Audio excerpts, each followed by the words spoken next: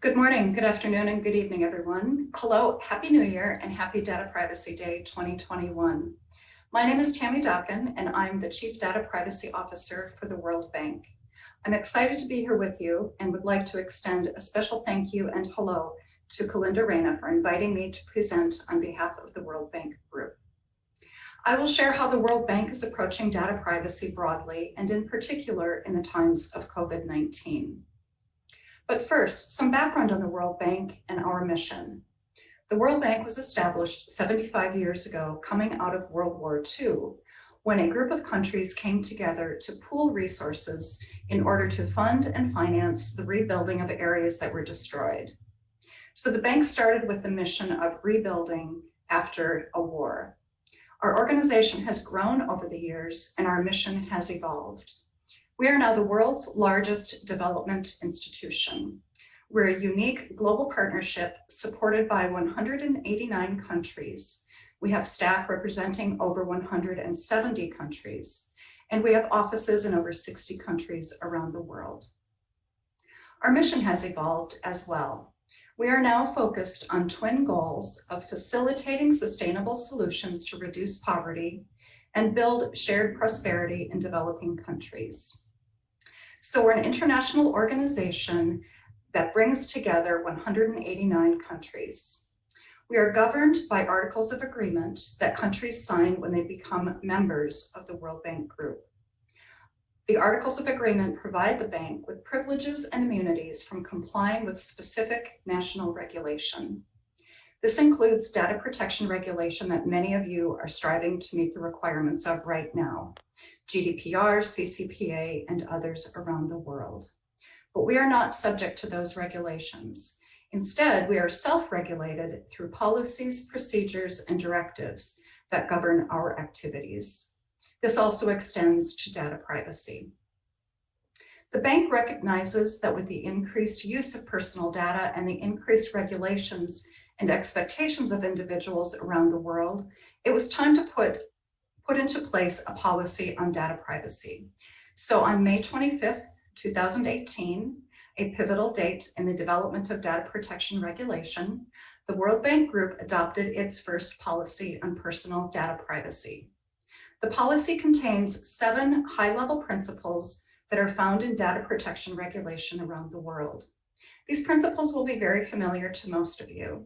They include the requirement to process data in a legitimate, fair, and transparent manner, to pay attention to purpose limitation and data minimization, to make sure that we maintain data accurately, to make sure that we are not keeping data longer than is necessary, to properly secure personal data, and to share personal data with third parties responsibly. We also have internal and external accountability mechanisms. These provide for internal compliance with the policy, as well as external accountability to the data subjects whose personal data we are using. So the policy was adopted in May of 2018 and becomes effective in just a couple of days on February 1st, 2021. During our implementation period, we've been putting into place the documentation and processes required to meet the principles of the privacy policy. We've been conducting gap analyses of existing practices and are looking for ways to close those gaps. We are preparing and putting into place records of processing activities. We are building out the mechanisms for data subjects to request information, and because we are self-regulated, also a mechanism for data subjects to assert a complaint if they believe we are not complying with the policy in how we are using their information. So we're on a similar journey to do what many of you are doing and comply with the requirements to use personal data in a responsible and respectful fashion. And with our policy effective in just a few days, we are quite busy and quite focused. And again, we do this without the stick of national regulation, which is both a blessing and a curse. GDPR and other regulation typically includes the oversight of a regulator and potential fines that could be levied for violations.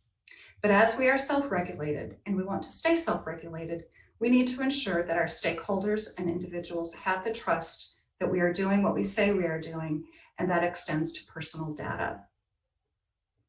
Turning to COVID-19, We feel the effects of COVID-19 just as you are.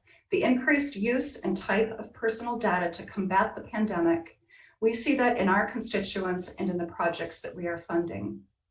At the beginning of the pandemic, the bank agreed to deploy an additional $160 billion in aid for immediate challenges that our member countries and certain populations are facing.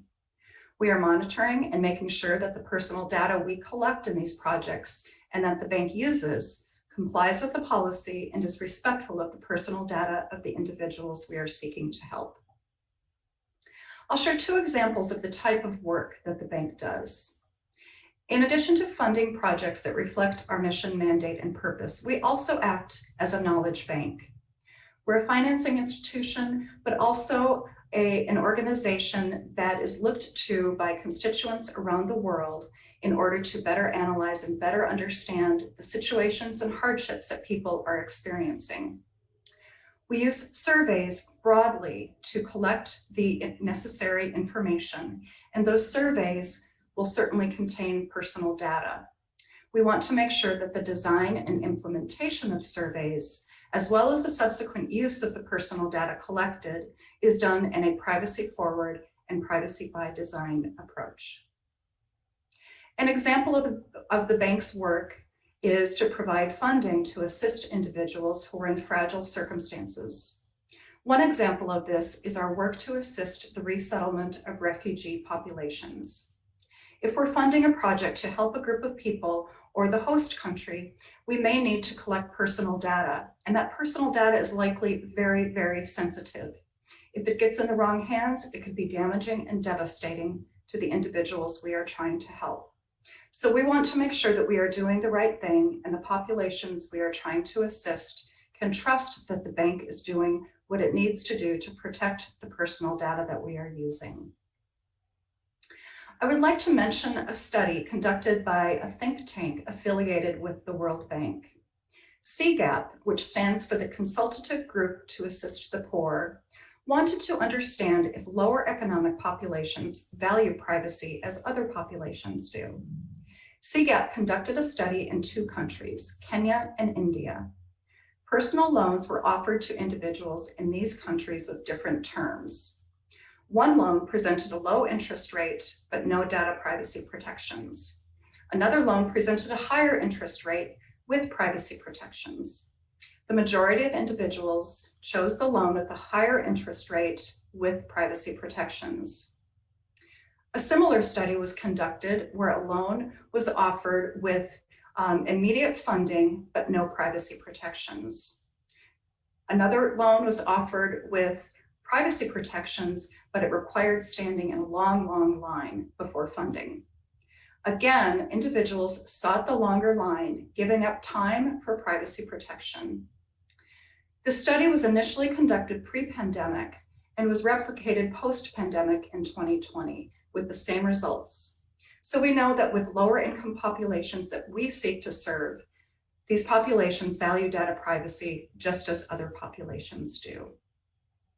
With that, we are striving to put into place compliance mechanisms to make sure that we are doing what we say we are doing in our policy and putting into place awareness and training so that we can say and demonstrate that we're using personal data in a responsible and respectful way. Thank you for listening. Again, happy Data Privacy Day, and I look forward to meeting some of you post-pandemic days when we can gather in person. Thank you.